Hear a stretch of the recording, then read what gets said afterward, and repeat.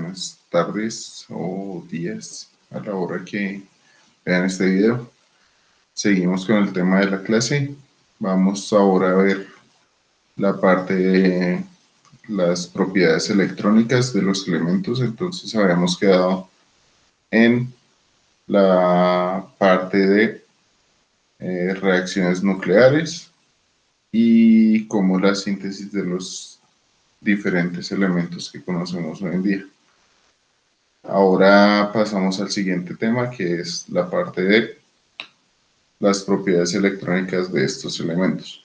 Entonces habíamos quedado dentro de la teoría atómica, habíamos quedado que la teoría atómica actual pues se basa en la mecánica cuántica y ondulatoria de los electrones, ¿cierto? Entonces los orbitales atómicos son la solución de esta ecuación, que es la famosa ecuación de Schrödinger, en la cual están representados los electrones como funciones de onda. ¿Listo? Pero esta ecuación solo tiene solución para sistemas monoelectrónicos. ¿Qué quiere decir eso? Que nosotros solo podemos tener una solución exacta cuando tenemos un solo electrón en juego. Y por eso, para sistemas de múltiples electrones, que es el caso de los diferentes elementos que encontramos hoy en día, pues tenemos que hacer unas determinadas aproximaciones. ¿Y por qué? Básicamente es porque este operador hamiltoniano no tiene en consideración la energía de repulsión electrónica en sistemas que tienen más de un electrón.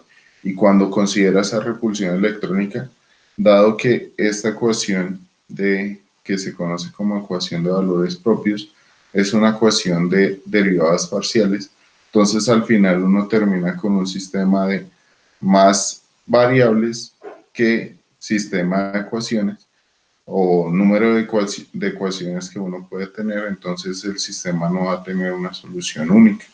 Y por eso toca hacer una serie de aproximaciones para poder tener una solución al sistema. Y por lo tanto, esta energía de repulsión nos va a presentar una serie de problemas para poder tener una solución única. Es por esto que se conocen los orbitales atómicos que conocemos en los elementos, se conocen como átomos hidrogenoides. ¿Listo? ¿Qué quiere decir? Que todas las funciones de onda que nosotros conocemos hoy en día como orbitales atómicos salen de la resolución del átomo de hidrógeno. ¿Por qué? Porque solo tiene un electrón. ¿Listo? Entonces, las aproximaciones que nosotros realizamos usualmente es considerar que podemos seguir llenando electrones así como quisiéramos a los orbitales que cumplen esta ecuación, pero solo con un electrón. ¿Listo? Pero como esa aproximación es bastante vasta, por así decirlo, entonces tenemos que tener en consideración cosas adicionales para podernos aproximar a lo que es la representación real del sistema. ¿Listo?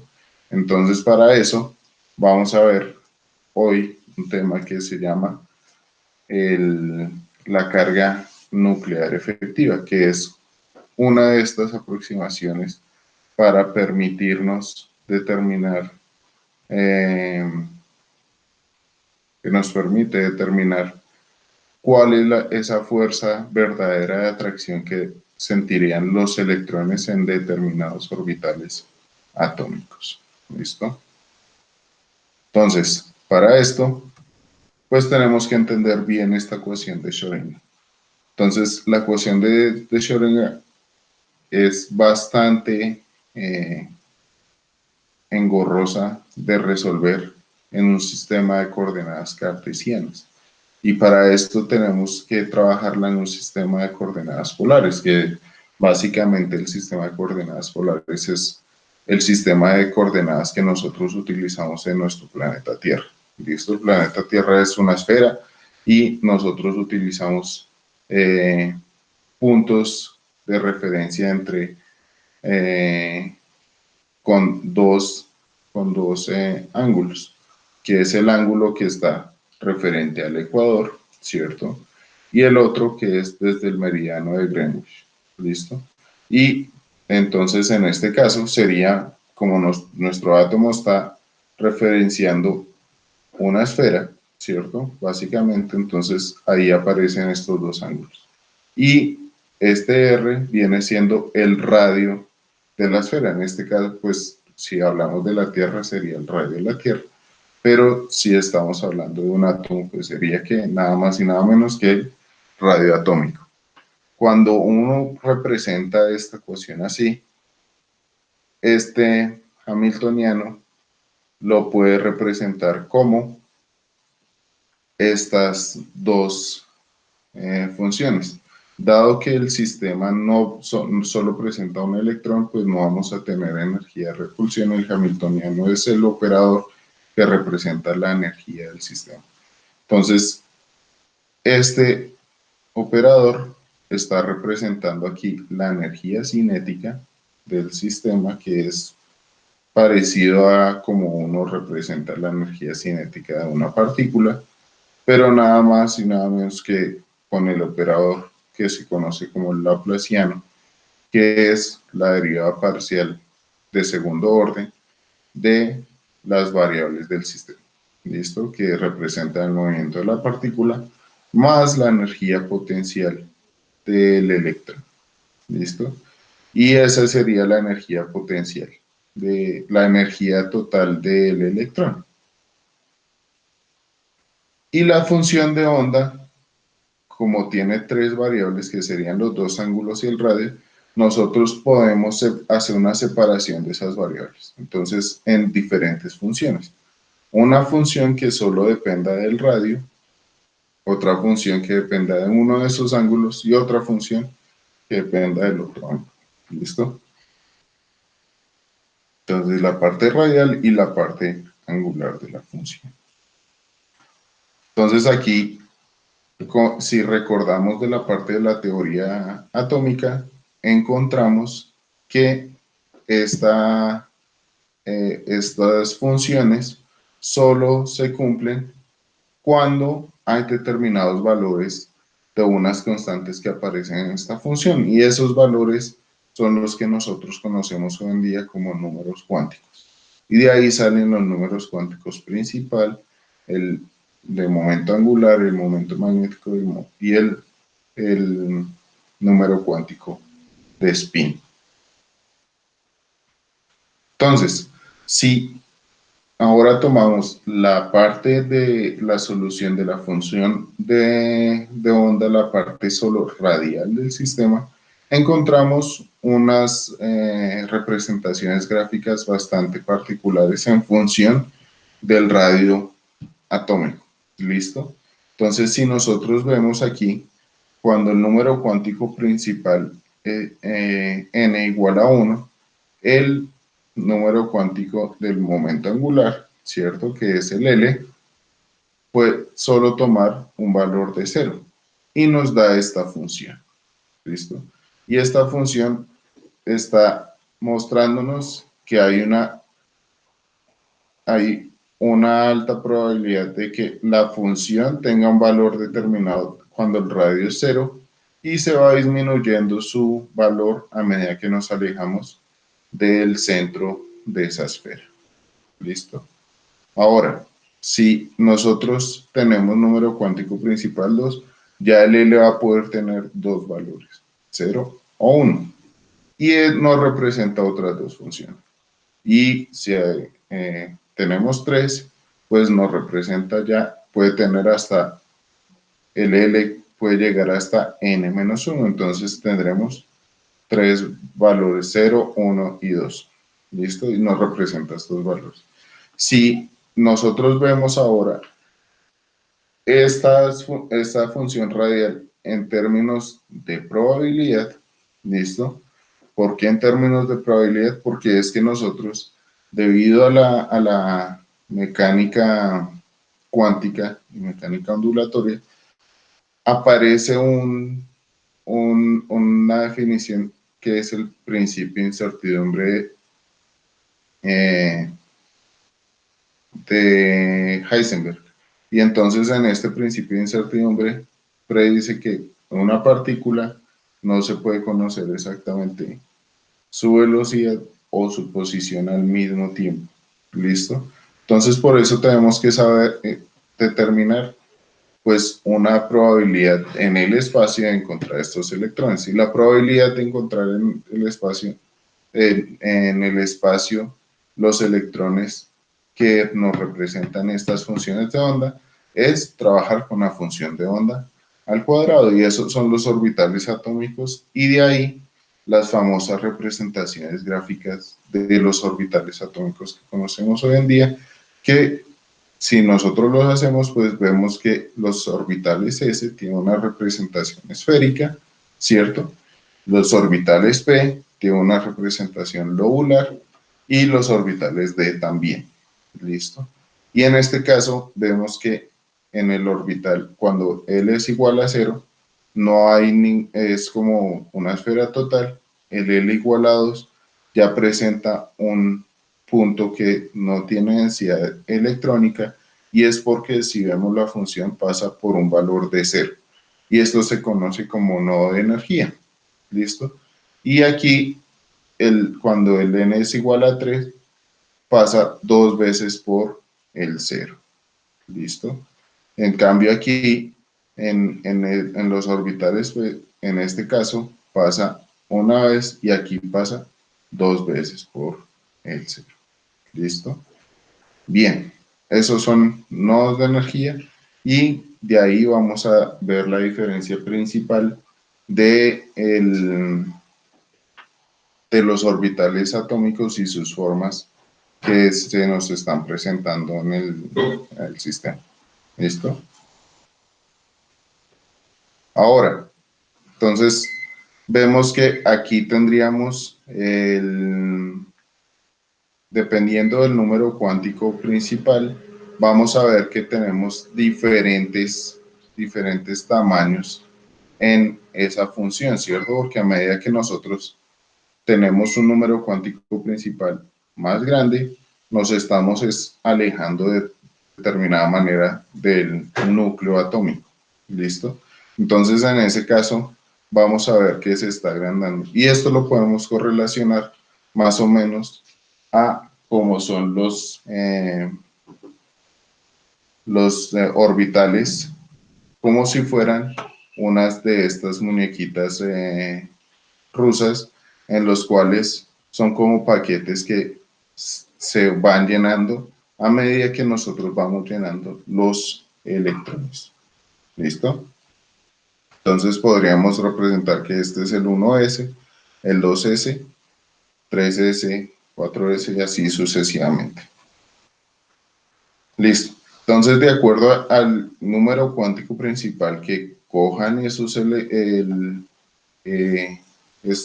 números cuánticos, pues vamos a tener diferentes valores que puede tomar el número cuántico angular, del momento angular, y de ahí salen los diferentes orbitales, y esto ya lo habíamos visto en la parte de teoría atómica. ¿Listo? Bien. Entonces, con eso, ya más o menos, y con el principio de llenado de Hubble, podríamos tener una idea de cómo es que están siendo llenados estos orbitales atómicos que salen de la ecuación de Schrödinger y que representan los átomos hidrogenantes. ¿Listo? Pero ahora, ¿qué tenemos que hacer para considerar el sistema real? Pues tendríamos que considerar que es un sistema de múltiples electrones, y estos sistemas de múltiples electrones van a tener interacciones entre los electrones de repulsión electrónica porque tienen la misma carga. Y además de eso, hay algunos electrones que van a interaccionar más con el núcleo que otros, dependiendo en qué orbitales están. Para esto vamos a tener que hablar de la carga nuclear efectiva. Entonces, para esto, ustedes van a encontrar un video cuando le hacen clic aquí que va a, les represento en el tablero cómo es que se define la carga nuclear efectiva y para qué nos sirve. Y esta carga nuclear efectiva está básicamente definida por dos factores importantísimos. Uno que se llama apantallamiento, que también tiene su video explicativo si le hacen clic sobre este punto.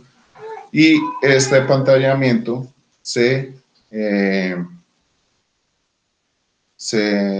viene a dar dado a la repulsión electrónica que tienen las interacciones entre los electrones y también a, a que los electrones en las capas internas van a estar apantallando la carga total del núcleo atómico. Y entonces estos van a compensar en cierta manera la carga total positiva que sienten los electrones más externos. Y el otro factor es la de penetración orbital. Entonces, también tiene un video explicativo acerca de qué es la penetración orbital y este viene dado básicamente a estar relacionado con el número de nodos que tienen los diferentes orbitales atómicos que tienen los elementos. ¿Listo?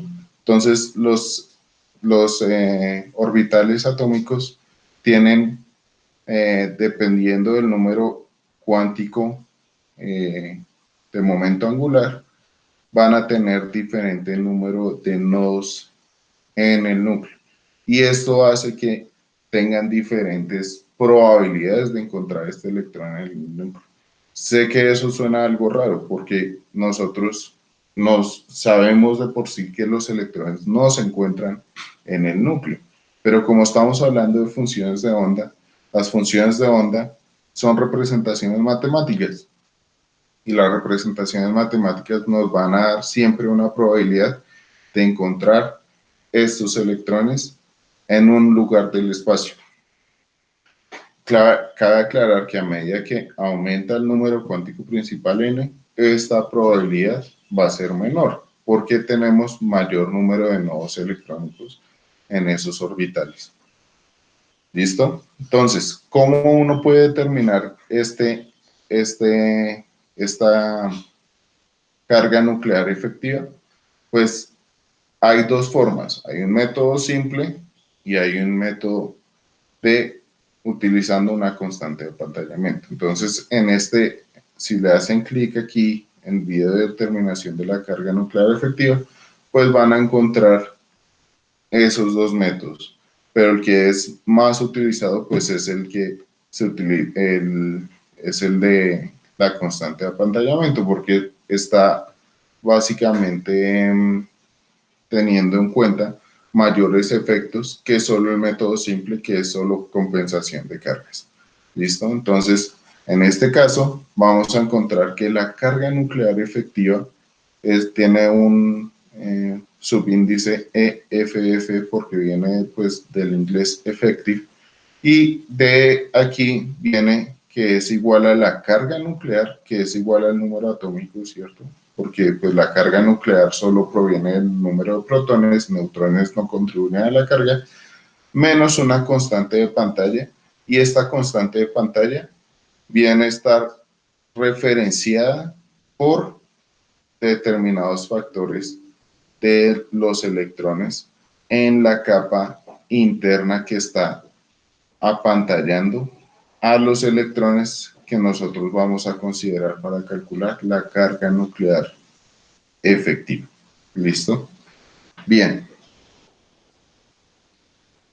Entonces, si nosotros vemos un dato adicional, ¿cómo es que nosotros vamos a poder entender esto de la penetración orbital un poco mejor? Es si graficamos la función de distribución radial, que es nada más y nada menos que el resultado de la función de onda radial por un factor que me va a determinar que el electrón pues no va a poder estar no va a tener su máxima probabilidad de encontrarlo en el centro del átomo, ¿cierto? Sino que va a tener una probabilidad de 0. Pero esta es la función de distribución radial. Y si nosotros la graficamos, vemos que los orbitales que tienen el mismo número cuántico principal, en este caso aquí vemos en esta gráfica el número cuántico principal 2, podemos ver que la penetración orbital del orbital 2s está mucho más cercano, acá está el nodo de densidad electrónica del 2s, sin embargo hay una probabilidad de encontrar los electrones que están en el 2s más cerca al núcleo que el orbital 2p, por lo tanto tiene una mayor penetración. ¿Esto qué efecto va a tener en la carga nuclear efectiva?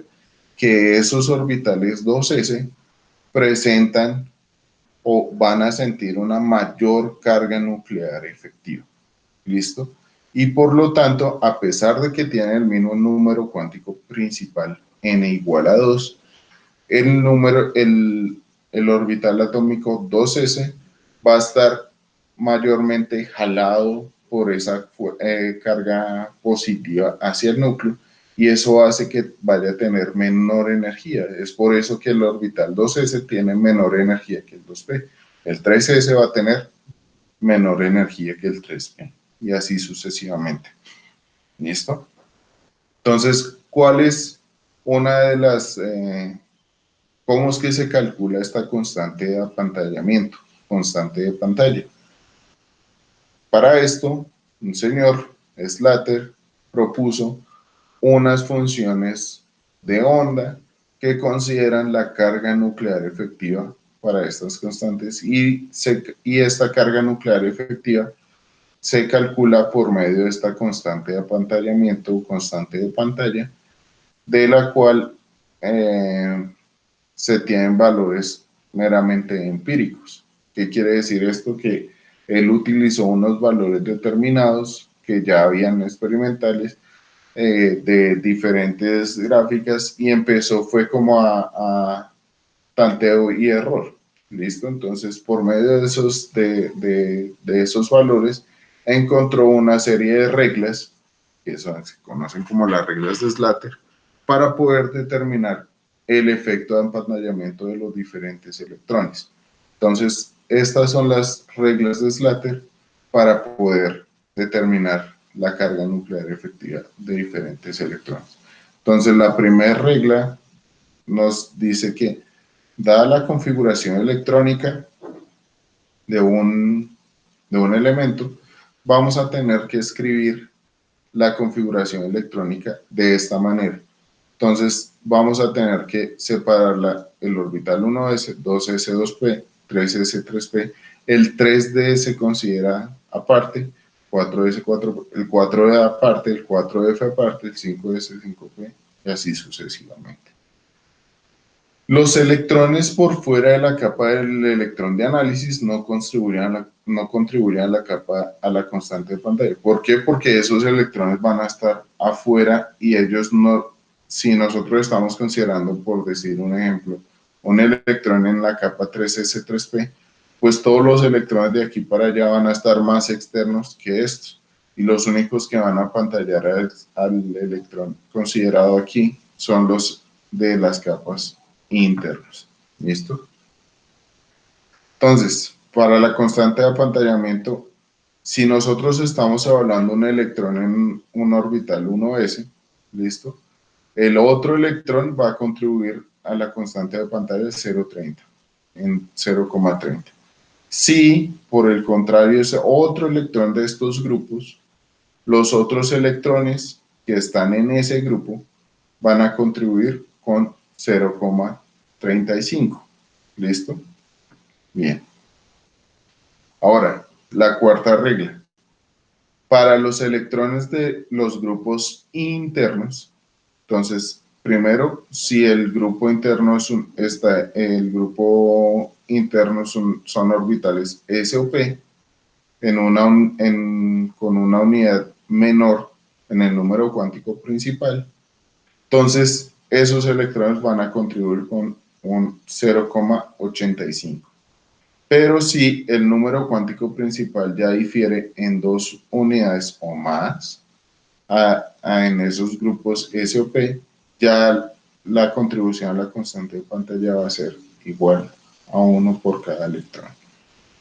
Y dado que los orbitales D y F son los que presentan mayor cantidad de nodos en el núcleo atómico, estos son los que van a estar mayormente apantallados. ¿Por qué? Porque son los que presentan menor interacción con el núcleo.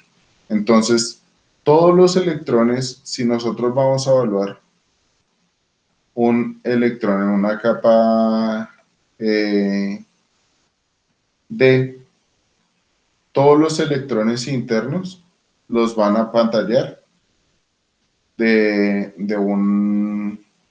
con una unidad. ¿Listo? ¿Por qué? Porque ellos van a estar altamente apantallados. ¿Listo? Y a no ser que sean del mismo número cuántico principal, que en este caso pues sí sería el 0,85 para este caso. ¿Listo? Y pues esas son las reglas, y para ver ejemplos pues es mucho más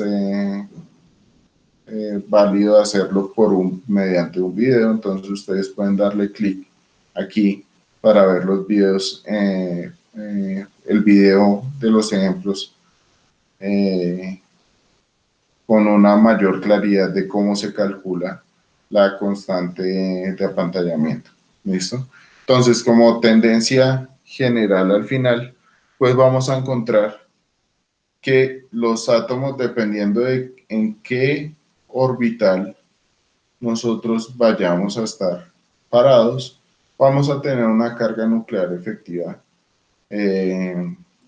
definida. ¿Listo? Entonces, por ejemplo, en esta tabla vemos que dependiendo del número atómico, pues vamos a tener diferente carga nuclear efectiva, y dependiendo si estamos en los orbitales de valencia o orbitales internos, pues vamos a tener diferente carga nuclear efectiva.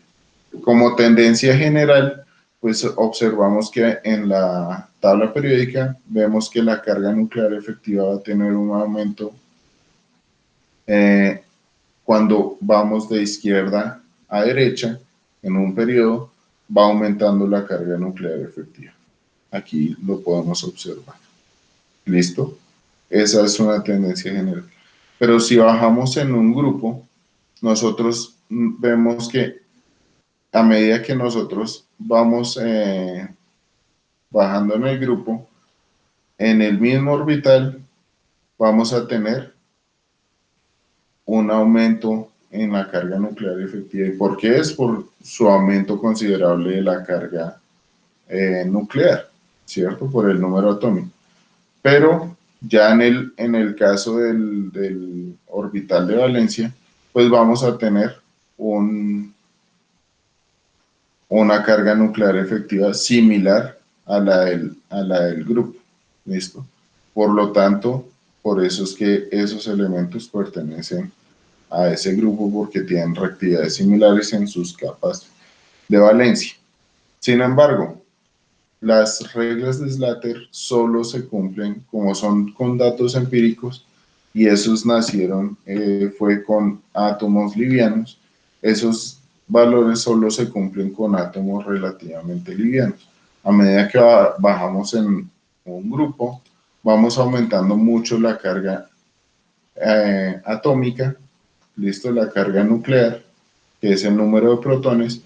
Por lo tanto, entonces vamos a tener que esos cálculos de la carga nuclear efectiva no van a ser tan buenos o tan bien aproximados como si lo es para los elementos de los primeros periodos. ¿Listo? Y aquí podemos ver el nivel de energía para los diferentes orbitales hidrogenoides, ya considerando la repulsión electrónica y las constantes de apantallamiento. Entonces ya podemos entender que por tener el número cuántico principal igual n, no quiere decir necesariamente que tengan la misma energía, ¿cierto? Porque este va a tener una mayor penetración orbital que el 2p y por lo tanto va a tener menor energía o va a estar más cercano al núcleo atómico y así sucesivamente. Y como vemos, a medida que nos vamos alejando del núcleo, esa diferencia va siendo mucho más pequeña, ¿vale? ¿Y por qué es? Porque a medida que nos vamos alejando del núcleo, van a la carga nuclear, pues no va a afectar mucho la parte de las repulsiones electrónicas y esto va a generar que esos orbitales más externos del, aparte del núcleo, pues vayan a sentir, por así decirlo, entre comillas, ¿no? Vayan a sentir menos la carga nuclear del elemento. Y un dato adicional, vemos aquí que esta parte, el nivel 4S, está muy cercano en energía al 3D. Y en este caso, si ustedes se dan cuenta en la tabla periódica, aquí es donde entra a jugar un rol muy importante los elementos de transición. Y por eso los elementos de transición son excepciones a la regla de llenado de Hubble. ¿Por qué? Porque en algunos elementos, dependiendo de la energía donde esté el orbital 3D, pues se va a llenar primero o vamos a llenar primero los orbitales de que el 4S y pues como regla general, cuando los elementos son con un número atómico menor a 21, es por eso que primero se llena el 4S, pero mayor a 21, los 3D van a estar por debajo y esos son los elementos de transición y se van a llenar primero, pero no siempre es así, ¿listo? Entonces acá por eso es importante, dependiendo también de la configuración electrónica, que eso lo veremos más adelante en el curso, vamos a ver que dependiendo de esa configuración electrónica, va a depender si esta energía va a estar menor o mayor que el orbital 4S. ¿Listo? Entonces, por ahora, este tema queda hasta aquí. Espero que vean los videos explicativos del tablero para que pueda quedar mucho mejor explicado este tema de la carga nuclear efectiva. Bueno, con esto nos veríamos hasta la próxima y paramos aquí. Muchas gracias por su atención.